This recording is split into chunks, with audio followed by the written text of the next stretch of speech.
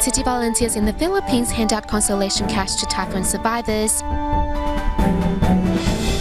We meet Malcolm Vargas, an English teacher from New York, who is passionate about Hakka culture. Welcome to DaAi Headlines. I'm Wendy Chen. Thank you for joining us. First up in the Philippines, in the aftermath of Typhoon Haiyan, Tzu Chi volunteers and doctors traveled from Manila to Phuoc City to conduct disaster assessments and free clinics. On November 12th, the team organized a free clinic in northern Cebu and distributed consolation cash to 295 families. Cebu Tzu Chi volunteers in the Philippines travel by car to the hard-hit areas. Along the way, they see toppled trees everywhere and many trucks blown over by the storm. Disaster survivors sit quietly inside a thatched house. When cars drive by, one can see people with signs asking for help. Inside this gymnasium, left with a damaged roof and broken windows, a typhoon survivor says that when the storm hit, it wasn't rainwater that came down, but pieces of shattered glass. Even the local government building couldn't withstand the strong winds.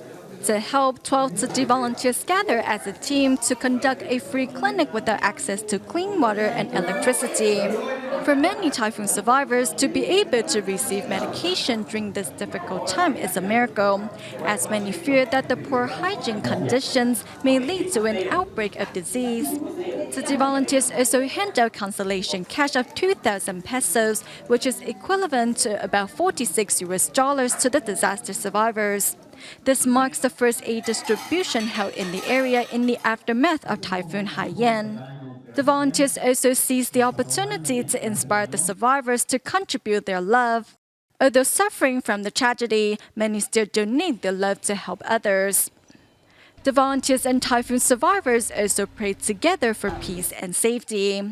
On November 12th, a Cebu Tzu Chi volunteer was interviewed by the international media. It seems they are so devastated.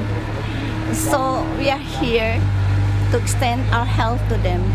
With Philippines Tzu Chi volunteers on the front line and support from their fellow compatriots in Taiwan, despite the long road to recovery, global Tzu Chi volunteers promise to accompany these typhoon survivors with love in the days and weeks to come.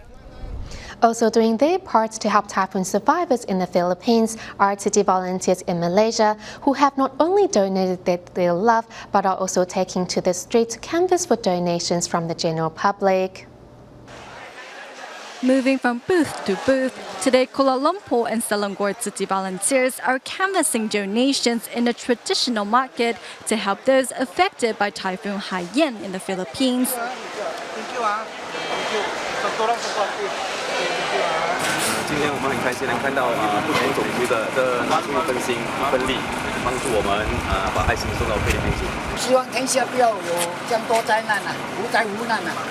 Seeing the devastation brought by Typhoon Haiyan, Tzu Chi volunteers put their jobs aside to canvass for donations, as they hope to contribute their share to help the survivors. There are many people from different races purchasing groceries at this traditional market. The recent typhoon has devastated the Philippines. That's why we are here today to canvass for donations. We really hope to have a disaster-free world. In the meantime, 5 Tzu Chi volunteers from the Tzu Chi Kuala Lumpur and Selangor chapter arrived at the airport, ready to fly to Cebu province to conduct disaster assessments with their counterparts from Taiwan and the Philippines. This is a chance for our volunteers to experience what it is like to conduct disaster assessments and learn from each other. We heard that it is an island, so we are not really sure how we will get to it. Meanwhile, at the Tzu Chi Malacca chapter, staff members are also contributing their share to help those devastated by Typhoon Haiyan. Through canvassing donations, we want to inspire members of the public to donate their love. We also hope our staff members can follow suit.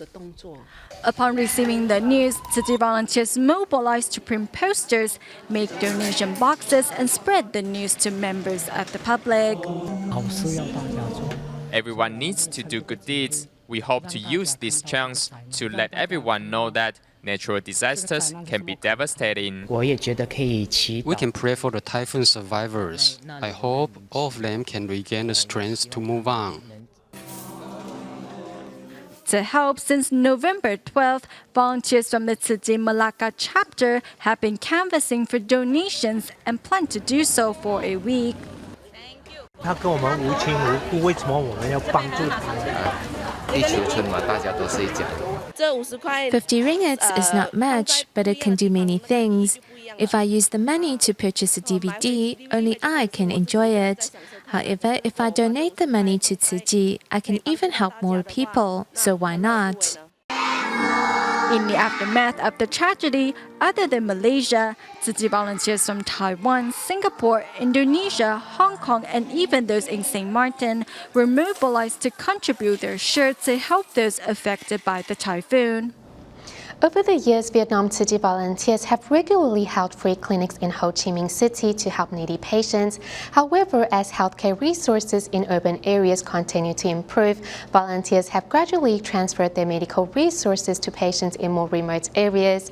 Recently, in Binh province, Tzu Chi volunteers organized a free clinic offering a variety of medical services to help 763 patients.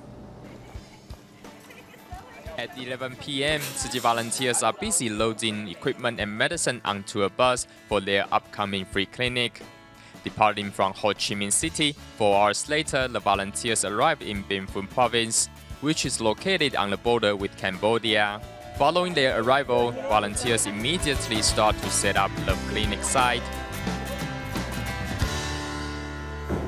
Here in Binh province, most of the locals are Stan, an ethnic group of Vietnam and Cambodia. Living in a remote area with an indigenous lifestyle, most of them have never had a chance to receive medical care until Tzu Chi stepped foot here.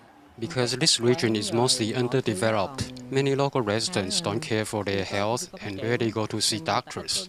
Most of the patients suffer from heart disease and high blood pressure. I just told them to return to the hospital for regular checkups. Though the STEM people know little Vietnamese, doctors still try their best to get their message across, hoping to help the patients find a relief to their pain and suffering. This is my first time joining a Tzu Chi free clinic event. These residents really need outside help. Through this event, I can sense their suffering and despair. Helping them lessen their pain is something that makes me happy. With over 100 volunteers on site helping out, the need of every patient was met. Later, volunteers handed out 500 packs of medicine and daily necessities. The free clinic was organized very well, and the doctors and volunteers were very thoughtful. During the event, even the patients were organized. What's best is that you provide free medication and aid supplies, which are the most valuable gift for the residents here. In total, 763 patients were served during the event. Seeing the smiles on the faces of their patients, medical staff and volunteers found their time and efforts to be all worthwhile. Today we meet another darling Tzu Chi hospital doctor, Liu Fengjun, who made a decision to leave his medical practice a few years ago to spend more time with his family. However, even with the reduced working hours, Liu was still unhappy. Unable to let go of the responsibility that he felt he had towards his patients, Liu decided to put on his white coat once again to join the ranks of those fighting to save lives.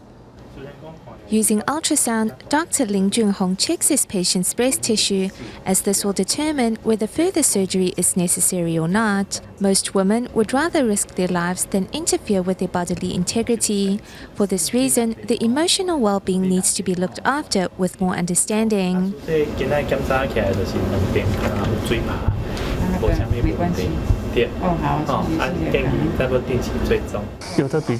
Some patients are more anxious, so even if it takes me half an hour or an hour, I will still take the time to talk it through with them. Because if you don't explain properly, they've come for nothing, and then they're taking that anxiety home with them. While in his patient's eyes, Liu was a patient and attentive doctor, one willing to spend extra time with them. However, he was not a good father at home. 真的是把太太是摆第二。 I put my wife second and my patients first. I remember when we had our first child, one night she started crying very loudly. My wife then woke me up. Upset, she said to me, "The baby is crying, can't you hear that?" I told her that I really didn't hear any crying. She then accused me of lying because I can wake up to the sound of my beeper, but I couldn't even hear the cry of my own child. 他就说我骗人，那个 BB 扣响第一声你就醒来，小朋友哭那么大声，竟然都不知道。 In order to spend more time with his family, after a long deliberation, Ling Junhong decided to leave his job at the hospital. 那医美又不像说 A medical cosmetic clinic is not like a hospital. It is more commercialized. It's not like the Tzu Chi Hospital, which emphasizes humanistic love and care for patients. So I didn't feel like it was compatible with my personality. Although I had shorter working hours and I would go home earlier every day, I was still unhappy. Reminded of the responsibility he had to his breast cancer patients, Ling decided to return to the medical field. He put on his white coat and went back to being on call and safeguarding the lives of patients. 其实穿上这个白 When we wear this white coat, we have a responsibility. I don't feel you have to have a sense of achievement being a doctor, but a doctor's mission is to safeguard the well-being of our patients, as everyone should live with pride and lead a quality life. 尊严，然后呢，要活得有品质啊。 Putting on his white coat once again, Ling Junhong will continue to use his love to accompany patients on their journey from sickness to health.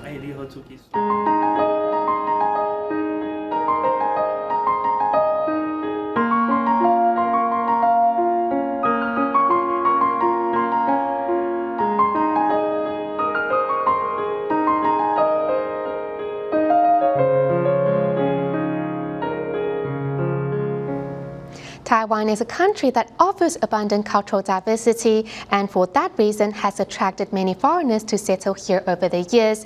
Among them has been Malcolm Vargas from the United States, who discovered a passion for Hakka culture during his stay here in Taiwan. The New Yorker now lives in Kaohsiung's Meinong district, where he continues to study and promotes Hakka folk customs and beliefs. Page 54. Fishermen. Factory workers. Here at Kaohsiung's Meinong Junior High School, one will find an English teacher from New York. What do you like to do? Teaching English is just his day job. What Malcolm Vargas is really passionate about is Meinong's Hakka culture.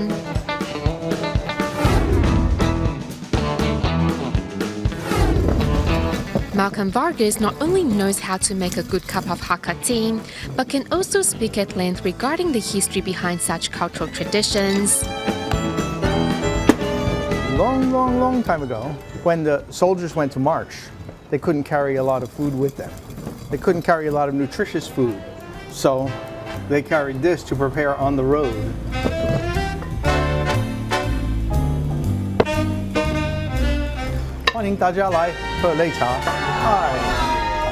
Hi, please take one. For me, I like the whole social activity. I like the idea that people get together and have really nothing to do but stir a pot. Having lived in Taiwan for 27 years, Vargas, who is outgoing and loves to share stories of his life, has been everywhere on the island, but finally decided to make Meinong his second home. There's nowhere in Asia where you've had such a great cultural mix. And the strength of Taiwan is that encourage the diversity and welcome the diversity. Hi, Hakka people are welcome to integrate into the mainstream. That's very valuable. Taiwan's largest ethnic group are those of a Hokkien background, who make up 70% of the population, with the Hakka people only taking up 12%. Malcolm Vargas, who is attracted to the rich folklore and customs of the Hakkas, has worked to become a member of the greater Meinong community. I'm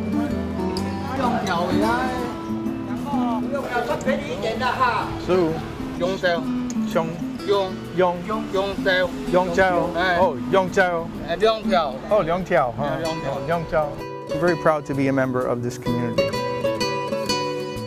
Besides his passion for Hakka culture, Vargas is also very interested in Taiwan's historical relics. Tradition came to Taiwan with the Hakka people. It is a traditional gift during a wedding. During his class, Vargas uses an oil paper umbrella to teach his students about Hakka culture. I learned enough about Hakka culture that I can do an English language presentation about the history of Mae Nong, about Hakka culture, and walk you through the historical sites and landmarks. Today, the English teacher is taking his students on a field trip and stops by at the famous East Gate Tower for a quick visit. Somebody would stand on top of the tower there and watch far away for any danger. And if they saw any danger, then they would shout. Malcolm Vargas, a New Yorker who has fallen in love with Taiwan, is determined to pass on what he knows about Hakka culture to his students so that they may one day share the beauty of their hometown with the world. Good job, you've done your homework. Give me 5. Moving to Hualien, Tzu Chi University's sister school in Sweden recently sent their students on an exchange trip to Taiwan, where they attended class and after-school activities with Tzu Chi students. Such cultural exchange programs have broadened the horizon of both students from home and abroad. Here in Taiwan, 6 exchange students from Sweden have joined Tzu Chi's affiliated high school's martial arts club. For the exchange students, this was an opportunity they all have been looking forward to. Punch at the same time, they can't. It's a suicide, so they can't either do this. During the session, Wang Tianmin, a student from Tzu Chi University, acts as a translator. Wang is a part of a team of 8 students who are the hosts of the exchange students. They take turns accompanying these new friends during their visit here in Taiwan. We are assisting in spreading Taiwan and Tzu Chi's humanitarianism to the outside world. Helping out with these exchange students has definitely broadened our horizons. Although I haven't left the country, coming into contact with them, I'm introduced to different ways of thinking or living. The student exchange program has been an eye-opener for not only the foreign students, but local students as well. And though their time together is short, everyone is sure to be rewarded with wisdom and maturity far beyond their age. In Thailand, Chulalongkorn University in Bangkok recently hosted a Buddhist-themed exhibition and competition. This year, Tzu Chi was invited to attend, and volunteers seized the opportunity to promote recycling concepts and the spirit of Tzu Chi's bamboo coin banks to fairgoers. Volunteers first show how discarded PET bottles can be made into eco-friendly blankets before having their audience watch a video on recycling concepts. As Tzu Chi is a charity organization, I didn't know that they also involve themselves in recycling. Their message was really spot on. Hoping to promote the Buddhist faith, Chulalongkorn University here in Bangkok put together a Buddhist-themed fair. This year, Tzu Chi was also asked to participate, and volunteers worked to teach students good living habits. From the story of Somsaksaya, we have learned that we should be attentive in our daily life, especially when crossing the street, and do our best to follow traffic rules. When riding on a scooter, we should wear a helmet, something which might save our lives. In order to help these students better accept Buddhism, regardless if we are talking about the exhibition or the competitions, all of it will help them learn more about Buddhism. In addition to promoting recycling, Tzu Chi volunteers also discussed the bamboo coin banks as a valuable tool for bringing about greater good. I feel that the contact that these students had with Tzu Chi left them with new experiences and new ways of thinking, and something that they would not have ordinarily encountered at school. Following the volunteers' explanation, more than a few students and exhibition goers take home a bamboo coin bank, hoping that they too can join the relay of love. In Indonesia's Tzu Chi chapter recently held a 2-day seminar for over 200 Tzu Shaos, helping out at the camp were Tzu Chi volunteers and DaAi mothers who designed a series of activities to teach independence in children, as well as the importance of recycling and charitable concepts. Over 200 Tzu Shaos are here at the start of this 2-day camp, hosted by Tzu Chi Indonesia chapter. The first thing they learn, how to prepare and put away their bedding. One of the goals of the camp is to teach these children how to be more independent when it comes to carrying out simple household tasks such as making their bed. Here, we don't have our parents and are living together with many children our age. Although we don't do everything ourselves, this is what being independent entails. It is not that these teenagers don't take initiative, but if we can teach them a sense of self-awareness and guide them on the road to self-learning, they can become more independent. As part of the two-day camp, volunteers and DaAi mothers have put together a series of activities to teach both communication and cooperation skills.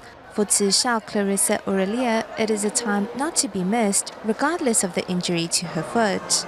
I have been cared for by so many people during the camp. Some helped me get my dining utensils, some helped me get water to drink. Others picked up my books and pencils for me. My classmates have really treated me so well.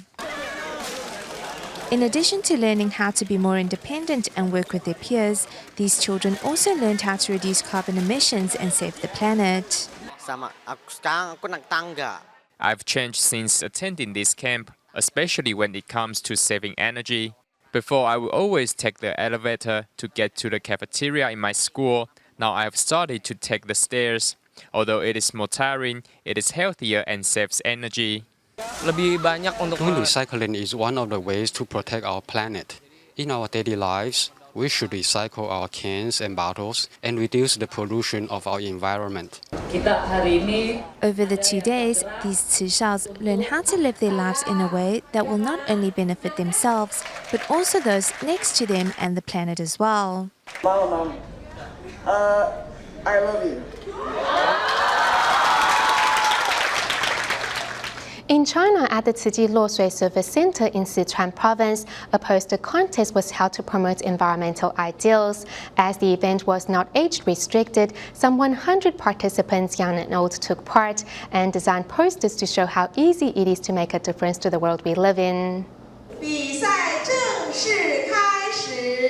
In China's Sichuan Province, Tzu Chi volunteers hold a drawing contest for participants to create images of ways to protect our planet.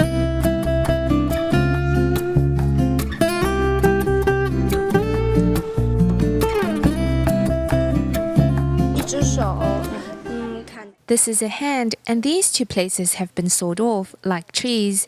If your hand was cut off like that, wouldn't you be disabled? That's how trees feel.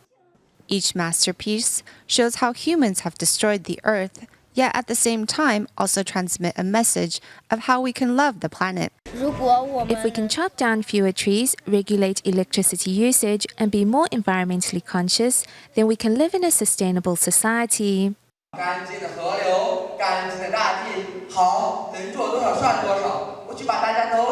University students perform a short skit to teach how everybody can do their part in keeping the planet clean. With plenty of heart, everyone can be a protector of Mother Earth. We go back to Taiwan at the end of our show. To promote vegetarianism, the Kaohsiung DaAi Kindergarten invited students' parents to each bring a meatless dish to school to share with everyone. We'll leave you with these images. Thank you for tuning in. Goodbye.